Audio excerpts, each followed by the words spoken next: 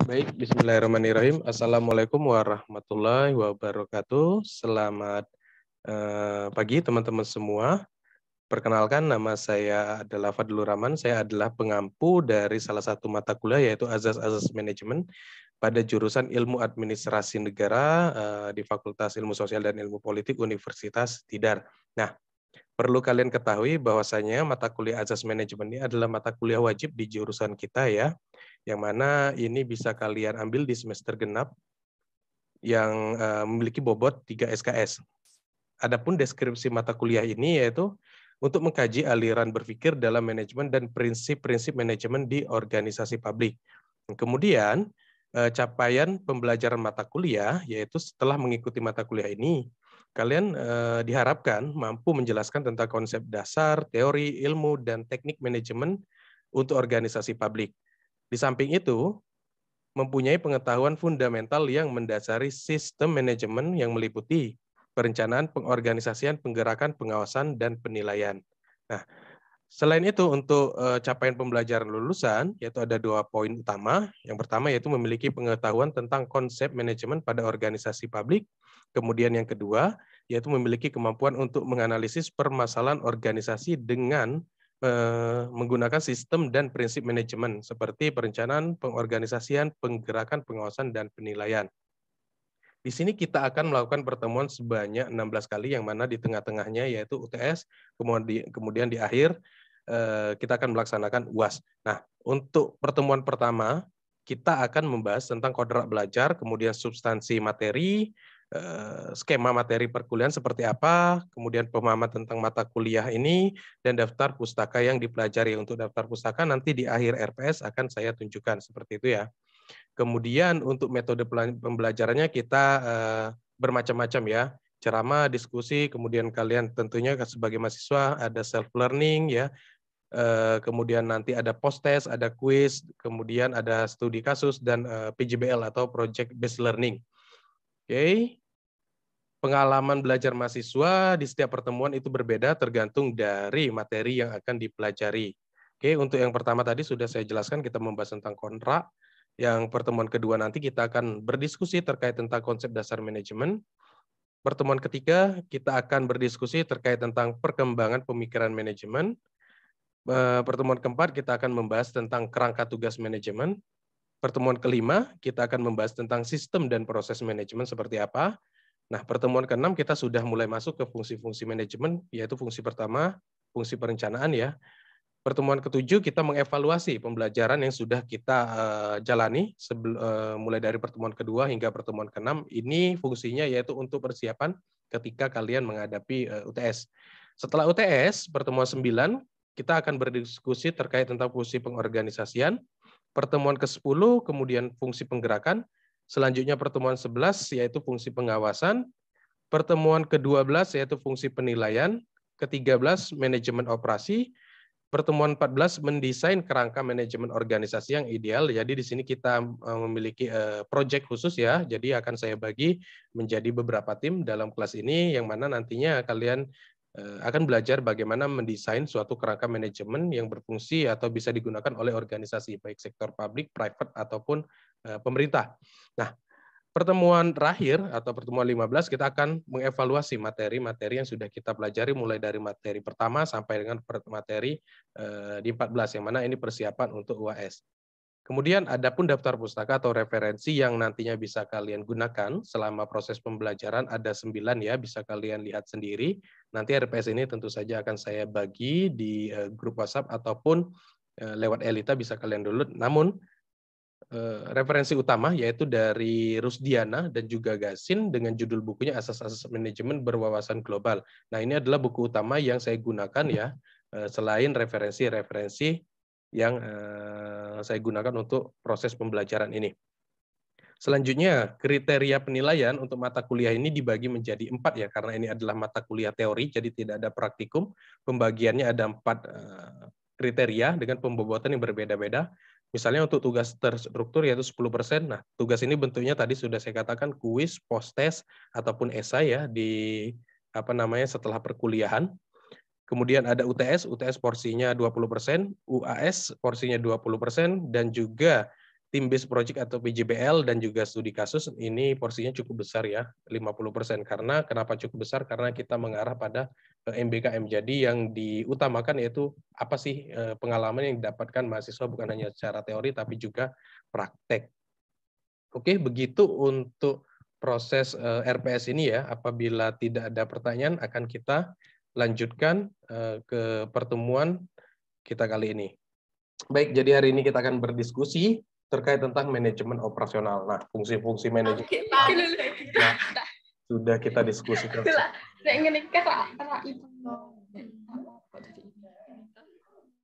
Oke, Safira ya, jangan dulu bergosip ya, karena kita sedang kuliah ya. Nanti kalau sudah ada waktunya open mic atau mau ada pertanyaan silakan langsung saja. Kemarin kan kita sudah bahas berkaitan dengan berbagai macam fungsi-fungsi manajemen. Ada yang masih ingat apa saja fungsi manajemen? Ada yang masih ingat?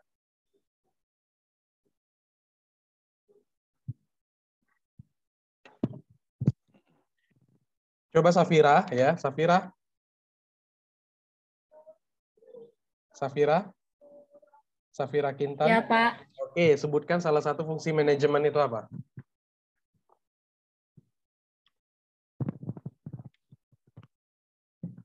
Masih ingat nggak?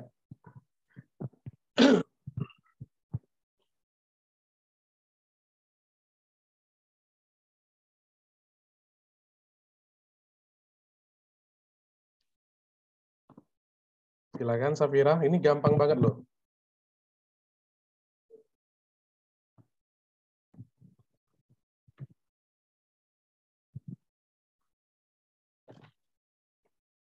Oke, selain Safira, ada yang tahu salah satu fungsi manajemen itu apa aja? Planning, Pak. Planning, ya betul sekali. Itu adalah fungsi pertama ya dalam tahapan proses manajemen ya, planning. Nah, ini fungsinya ya perencanaan, merencanakan segala macam kegiatan. Oke, setelah planning atau fungsi yang lain, ada yang bisa menyebutkan? Pengorganisasian. Controlling, Pak. Oke, betul. Pengorganisasian, controlling, dan terakhir materi kita kemarin itu fungsi apa? Evaluasi, Pak. Evaluasi ya, atau penilaian. Nah, itu adalah siklus ya dari, kalau secara umum kan memang 4 ya. PLOAC. Gampang sekali untuk mengingatnya. PLOAC, planning, leading atau commanding ya, organizing ya, actuating penggerakan juga controlling ya, atau perencanaan, pengorganisasian, kemudian monitoring, ada kemudian evaluasi. Nah, nanti ini kembali lagi ke planning, itu adalah siklus dalam proses manajemen dalam suatu organisasi, apapun bentuknya, organisasi manapun, khususnya organisasi yang tetap eksis ya, dari dulu, dari tiap era sampai dengan saat ini, artinya dia telah menerapkan fungsi-fungsi manajemen secara baik. Oke, sekarang kita masuk ya terkait dengan manajemen operasional. Nah, kalau nggak salah sudah saya jelaskan ya, atau pernah saya singgung di dalam kelas Asmen ini, atau di kelas, kalau nggak salah ada di kelas pengembangan organisasi, mungkin beberapa di antara kalian yang pernah ikut di kelas saya. Jadi organisasi itu ibaratnya sebuah sistem ya, sistem terbuka. Dia menerima masukan, energi, kita sebut sebagai input, dan menghasilkan luaran atau output. Nah, energi tersebut ditransformasi, diolah menjadi suatu luaran. Tidak ada organisasi, apalagi organisasi yang eksis sampai saat ini, yang tidak menghasilkan suatu produk. Jadi tidak ada organisasi manapun yang tidak menghasilkan suatu produk atau luaran atau output ya. Nah, apalagi organisasi tersebut adalah organisasi yang memang eksis sampai saat ini, khususnya organisasi private. Biasanya organisasi private itu menghasilkan luaran, baik itu berupa barang ataupun berupa jasa, itu adalah outputnya. Nah, nanti output ini menghasilkan atau menjadi suatu outcome ya, apa manfaat yang bisa diterima oleh konsumen, itu outcome. Oke, kita berbicara input dan output dulu. Nah, manajemen operasional ya, ilmu ini terfokus pada kegiatan untuk pengaturan dan pengendalian yang mentransformasikan input menjadi output. Jadi kegiatan-kegiatan transformasi input itu apa saja yang diterima oleh organisasi, di sanalah ranahnya manajemen operasional. Sehingga nanti kegiatan tersebut bisa mengubah input menjadi suatu output. Oke. Organisasi apapun harus memiliki output yang berkualitas untuk memuaskan pengguna, apalagi organisasi private. Ya. Selain organisasi private atau organisasi yang berorientasi pada keuntungan, ya organisasi publik pun saat ini memang harus atau berfokus ya concern pada kepuasan pelanggan atau pengguna. Contohnya apa? Contohnya institusi pendidikan seperti universitas-universitas. Ya, ambil contoh kecil adalah Universitas Tidar. Penggunanya siapa di Universitas Tidar ini? Yaitu mahasiswa. Nah, mahasiswa ibaratnya adalah seorang ini ya konsumen bagi Universitas Tidar. Oke, dalam konteks konsumen ya. Nah, bagaimana caranya universitas memiliki sumber daya, itu adalah input ya, kemudian diolah untuk memuaskan mahasiswa tersebut, menghasilkan suatu produk. Produknya apa? Yaitu jasa. Nah, jasa pendidikan, pelayanan pendidikan, dan berbagai macamnya. Nah, apakah mahasiswa yang menjadi pengguna dari Universitas Tidar itu puas atau tidak? Oke, agar output yang dihasilkan berkualitas, maka harus dilakukan berbagai macam kegiatan yang mampu merubah input menjadi sesuatu yang bernilai. Pada posisi yang demikian, manajemen operasional memainkan peranan penting ya dalam menjalankan tugasnya. Kalau kita lihat proses bagaimana gambaran ya dalam suatu organisasi yang disebut sebagai organisasi sebagai sistem terbuka, bisa kalian lihat di sini. Nah, ini adalah proses ya, walaupun memang ada tahapan-tahapannya. Pertama bisa kita mulai dari input dulu. Ya, input ini dia siap menerima sumber energi ya, sumber energi eksternal. Artinya ini sumber energi di luar dari organisasi itu. Ketika mereka menerima, input mulai berjalan, apa yang mereka terima itu bahan mentah, anggap saja bahan mentah, diolah, ditransformasi. Nah, di sana ranahnya manajemen operasional menjadi suatu output barang dan jasa. Output tersebut digunakan oleh pengguna yaitu konsumen. Nantinya konsumen memberikan feedback. Ini adalah umpan balik ya kepada organisasi tersebut. Feedback itu baik itu masukan yang positif, masukan yang negatif, itu bisa menjadi sumber energi eksternal yang diolah kembali menjadi suatu input. Contoh kecilnya apa? Contoh kecilnya, kalau kalian ingin ini ya, kalian makan di suatu tempat nih, kalian dapat rekomendasi dari teman atau seseorang atau dari internet bahwasanya di kota A ada tempat makan yang enak. Nah, oke, kalian makan di sana, ternyata itu tidak enak. Makanan itu dinamakan sebagai outputnya, produknya. Kalian sebagai konsumen. Mungkin kalian ingin melakukan umpan balik ya, atau memberikan feedback. Ya. Banyak cara ya saat ini bisa langsung WhatsApp ya, atau mengkontak, biasanya dicantumkan ya nomor kontak layanan konsumen, atau bisa melalui rating. Ya, kalau di Gojek itu ada ratingnya ya. Kalau mungkin di Google Map ya, biasanya di Google juga ada rating. Kalian bisa memberikan rating sana, itu adalah feedback. Nantinya rating tersebut dibaca oleh tempat makan tuh, oh ternyata produknya ini kurang baik ya, mungkin dari sisi apa berbagai macam. Nah, ini menjadi input atau masukan untuk meningkatkan kualitas makanannya. Oke, gambarannya seperti itu. Bukan hanya berlaku untuk barang ya, tetapi jasa juga seperti itu. Apalagi kalau jasa. Jasa biasanya banyak keluhan ya, akan banyak dilihat oleh konsumen ya. Jasa yang baik, jasa yang buruk. Kalau makanan, produk ya, sorry, bukan makanan saja. Produk itu relatif biasanya. Ada orang yang menyukai, ada orang yang tidak menyukai. Tetapi kalau jasa, rata-rata itu indikator atau standar konsumen menyukai atau tidak itu sama ya. Setiap orang ingin mendapatkan pelayanan yang baik. Tapi kalau suatu produk, tidak semua orang itu menyukai produk A, mungkin tidak semua orang juga tidak menyukai produk A. Jadi relatif ya kalau sebuah produk tuh. Tapi kalau jasa, ya output yang dihasilkan berupa jasa itu akan sama, standar dari konsumen. Oke, jadi perlu diperhatikan kalau kalian memiliki perusahaan atau organisasi atau kalian bekerja di suatu organisasi yang bergerak di bidang jasa. Output barang yang dihasilkan hasil dari transformasi input tersebut haruslah memang berkualitas yang baik. Oke, seperti itu. Kalau kita melihat beberapa definisi terkait tentang manajemen operasional sendiri, di sini saya tuliskan hanya 5 ya. Oke, dan hampir sama sebetulnya terkait tentang makna manajemen operasional itu sendiri. Nah, Tolong saya dibacain ini.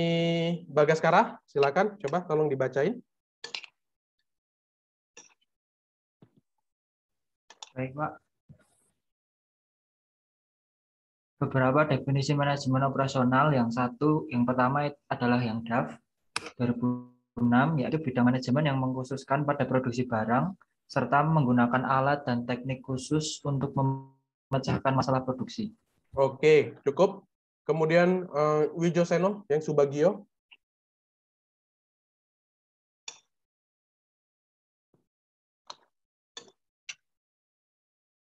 Wijoseno, hadir nggak? Masih dengerin nggak nih Wijoseno Cahyo? Iya, Pak. Oke, tolong bacain yang Subagio ya. Subagio 2000. Kegiatan mengubah bentuk guna, menambah manfaat, atau menciptakan manfaat baru dari suatu barang atau jasa. Oke, selanjutnya Lulu Hasna yang Idris. Menurut Idris, tahun 2000, proses transformasi dari input menjadi output yang mempunyai nilai lebih tinggi dibandingkan inputnya. Oke, selanjutnya Rian Setiabudi, Anoraga.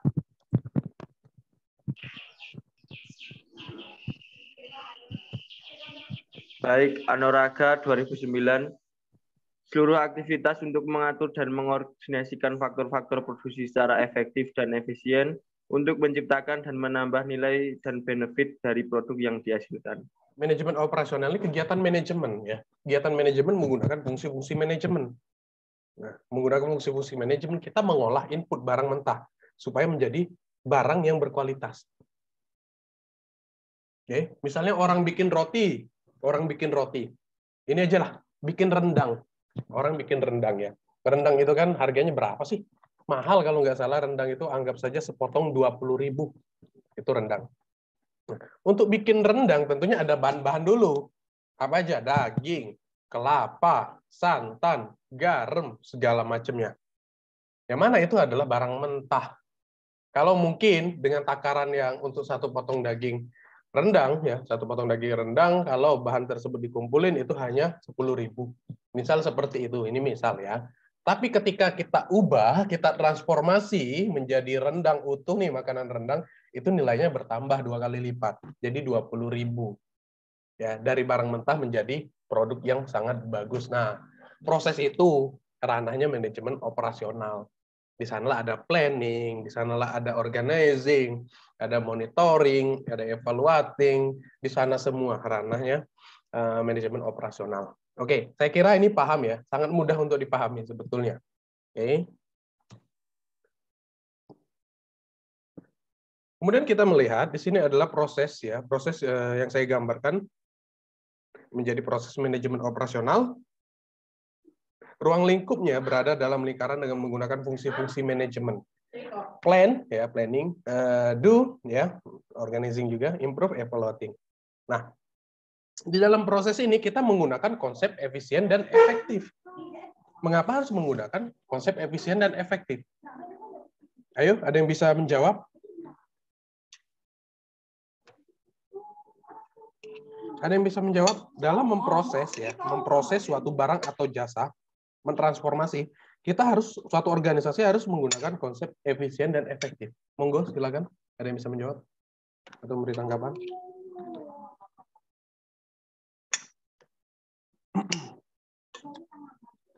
Izin masuk, Pak. Ya, silakan. Karena dalam perusahaan yang menghasilkan barang atau jasa, agar tidak memakan biaya yang terlalu banyak dan waktu yang terlalu banyak juga, Pak. Ya, betul sekali ya. Ya, jangan sampai, ini kan organisasi, walaupun organisasi sosial, tetapi ketika melakukan kegiatan ya, memproduksi suatu barang atau jasa, tetap menggunakan konsep ekonomi. Jangan besar modal daripada, besar pasak daripada tiang. Gitu ya. Maksudnya apa? Maksudnya jangan lebih besar modal kita, ya, daripada hasil yang goal yang dihasilkan ya.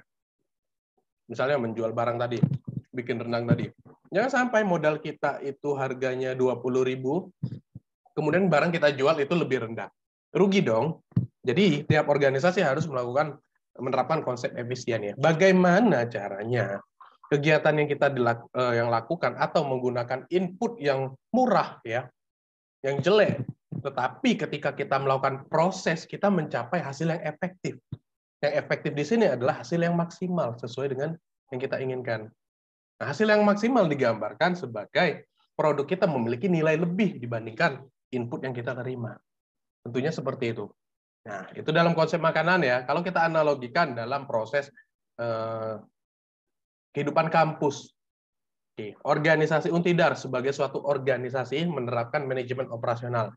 Oke, saya ubah mahasiswa bukan menjadi konsumen, tapi mahasiswa adalah sesuatu yang harus diubah memiliki output yang berkualitas. Oke, kalian ketika semester awal di sini, kalian belum tahu apa-apa terkait mungkin ilmu administrasi negara atau ilmu lain terhadap lingkungan kerja seperti apa, berbagai macamnya. Kalian adalah input yang masih belum memiliki nilai plus. Ya. Oke, ketika kalian masuk ke sini, kalian menjalani sebuah proses ya. Universitas melakukan kegiatan manajemen operasional dalam beberapa, paling cepat mungkin 4 tahun untuk S1 ya. Paling lama itu terserah kalian. Oke. Mungkin 4 tahun. Nah, dihasilkan ketika kalian lulus tentunya kalian memiliki ilmu yang sangat tinggi. Ya, kalian bukan lagi mahasiswa baru yang belum tahu apa-apa, tetapi kalian adalah mahasiswa yang sudah memiliki atau mengetahui apapun. Oke, kalian mendapatkan pengalaman kerja, kalian mendapatkan pengalaman kehidupan bermasyarakat, kalian mendapatkan pengalaman bagaimana menghadapi masyarakat, penelitian segala macam. Nah, ada poin plus ketika kalian sudah selesai kuliah atau lulus ya. Nah, output tersebut adalah output yang Izin bertanya, Pak. Ya, silakan. Tadi kan di prasyarat pelaku manajemen operasional, misalnya kan ada perusahaan kuliner terdapat 3 bidang utama, di mana 3 bidang tersebut itu yang pertama ada produksi produk, marketing, sama supply chain, di mana di setiap bidangnya itu harus atau hanya boleh diisi oleh 1 orang yang berkompeten terhadap bidang tersebut gitu ya Pak. Nah misalkan ada 1 orang yang memiliki kompeten di ketiga bidang tersebut itu apakah bisa Pak atau tidak bisa gitu Pak? Oke, apakah nantinya organisasi itu berjalan dengan baik atau tidak ya? Mungkin ujinya seperti itu. Ya, sebetulnya itu organisasi tetap bisa berjalan, cuman tidak efektif ya. Karena manusia itu sulit multitasking. Sedangkan ketiga bidang ini harus berjalan secara beriringan, harus jalan tiap hari. Nggak mungkin misal dalam seminggu ya, 2 hari pertama Senin Selasa itu khusus bidang produksi. Hari kedua Rabu Kamis marketing. Terus Jumat Sabtu itu supply chain. Nggak mungkin seperti itu. Kalau ada yang seperti itu, oke, 1 orang bisa bergantian karena dia memiliki skill di 3 unit tersebut. Nah, nggak mungkin seperti itu logikanya. Tetapi biasanya ketiga unit ini selalu berjalan beriringan ya. Di hari yang sama, di waktu yang sama, selalu bergerak. Nggak mungkin 1 orang, misal untuk menghemat budget nih, jadi ada perusahaan yang tidak mau mencari SDM lain untuk mengisi kekosongan di 2 unit tertentu. Walaupun ada sisa 1 orang itu memiliki kemampuan di 3 unit ini. Ya, nggak mungkin organisasi itu bisa berjalan dengan lancar kalau dipaksakan 1 orang itu harus memasuki 3 unit ini. Jadi tetap membutuhkan orang yang berbeda, 2 orang yang berbeda yang memiliki skill khusus di unit-unit yang dibutuhkan supaya efektif. Ya, seperti itu. Baik Pak, terima kasih. Ya, sama-sama. Makanya banyak sekali kalau kalian sebenarnya urusan kayak gini ya panjang kalau mau cerita ya, dan saling sambung menyambung. Kalau dipikir-pikir, kenapa sih di universitas itu sistemnya, pembelajarannya, penjurusannya itu berbeda dengan SMA. Bahkan di SMP dan SD tidak ada penjurusan gitu loh. Kenapa hanya di universitas banyak sekali jurusan yang berbeda-beda? Ayo, ada yang bisa menjawab nggak? Menurut saya Pak, karena output yang diharapkan dari universitas itu adalah seseorang itu atau mahasiswa itu bisa bekerja gitu Pak. Jadi harus bisa memiliki mungkin kemampuan khusus yang pengen setelah kuliah itu jadi pekerjaannya gitu Pak. Ya, betul. Jadi supaya ada kemampuan khusus. Nah, dari sana saja sebenarnya sudah tergambar ya. Kalau manusia itu tidak bisa menjadi makhluk yang serakah. Maksudnya apa? Tidak bisa mencampuri atau mengambil semuanya. Ya. Manusia itu tidak bisa multitasking ya. Mungkin 2 sampai 3 pekerjaan dia bisa di waktu bersamaan. Tetapi kenyataannya itu sulit. Manusia adalah makhluk yang membutuhkan fokus ya. Jadi harus terfokus pekerjaannya. Harus mengerjakan satu-satu, satu selesai, ini selesai, yang lain selesai, seperti itu. Nah, begitu juga pendidikan. Ya, makanya terfokus ya, ada dibentuk jurusan-jurusan yang mana nantinya ini menciptakan atau menghasilkan suatu lulusan yang memiliki keahlian khusus. Nah, diharapkan kalian lulusan administrasi negara, nah, diharapkan bekerjanya nanti sesuai dengan ruang lingkup administrasi negara. Walaupun administrasi negara itu bisa masuk ke banyak posisi ya. Misalnya apa di bidang manajemen kan bisa. Kemudian di bidang rekrutmen juga bisa sebetulnya. Manajemen kalian soalnya sudah belajar tentang manajemen kepegawaian misalnya seperti itu. Di bidang tata usaha juga bisa dan berbagai macam. Ya, artinya ilmu yang kalian pelajari ya di bangku perkuliahan sudah semakin terfokus supaya apa? Supaya nanti tempat pencari kerja ya, organisasi atau apapun itu tidak sulit ya untuk menentukan siapa sih yang harus kita hire ya. Nah, tinggal melihat background pendidikan aja. Oke, seperti itu. Oke, ada lagi pertanyaan?